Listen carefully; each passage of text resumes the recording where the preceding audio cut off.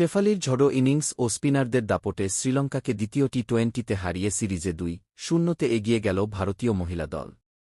Hello, আমি খাইরুল এবং আমার চ্যানেলে আপনাকে স্বাগতম। বিশাখাপত্তনমে অনুষ্ঠিত দ্বিতীয় মহিলা টি-20তে শ্রীলঙ্কার নারী দলকে 7 উইকেটে হারিয়ে সিরিজে 2-0 ব্যবধানে এগিয়ে গেল ভারতীয় মহিলা ক্রিকেট দল। প্রথম ম্যাচের মতোই দ্বিতীয় ম্যাচেও ভারতের স্পিন আক্রমণ ও টপ অর্ডারের আধিপত্যে কার্যত কোনো লড়াই গড়ে তুলতে পারেনি শ্রীলঙ্কা। টস জিতে ব্যাট করতে নেমে শুরুতেই ধাক্কা খায় শ্রীলঙ্কা। প্রথম ওভারেই ফিরেন বিষ্ণি গুণারত্নে। এরপর অধিনায়ক চামারি আতাপাত্তু আগ্রাসী ব্যাটিং করে দলকে এগিয়ে নিয়ে যাওয়ার চেষ্টা করেন। তিনি 24 বলে 31 রান করেন এবং পাওয়ার প্লেতে কিছুটা গতি আনেন। তবে তার আউটের পর ভারতের স্পিনাররা ম্যাচের নিয়ন্ত্রণ পুরোপুরি নিজেদের হাতে নিয়ে নেন। ডি শর্মার অনুপস্থিতিতে সুযোগ পেয়ে স্নেহ রানা দুর্দান্ত বোলিং করেন।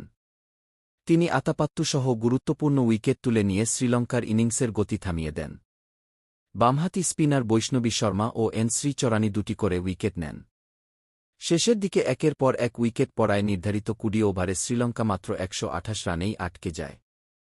জবাবে ব্যাট করতে নেমে শুরুতে স্মৃতি মন্ধানা আক্রমণাত্মক খেললেও মূল আকর্ষণ ছিলেন শেফালি বর্মা। প্রথম ম্যাচে ব্যর্থতার পর দ্বিতীয় ম্যাচে শেফালি ছিলেন সম্পূর্ণ ভিন্ন মেজাজে। মাত্র 34 বলে অপরাজিত 69 রান করে তিনি ম্যাচ কার্যত একাই শেষ করে দেন। তার ইনিংসে ছিল ঝলমলে 4 ও ছক্কার ছড়াছড়ি। জেমিমাহ রড্রিগেজও গুরুত্বপূর্ণ অবদান রাখেন। ভারত মাত্র 12 ওভারেই লক্ষ্যে পৌঁছে যায়।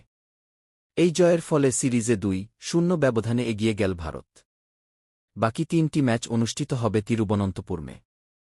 খেলাধুলার সবশেষ রোমাঞ্চকর খবর পেতে এখনই চ্যানেলটি সাবস্ক্রাইব করুন।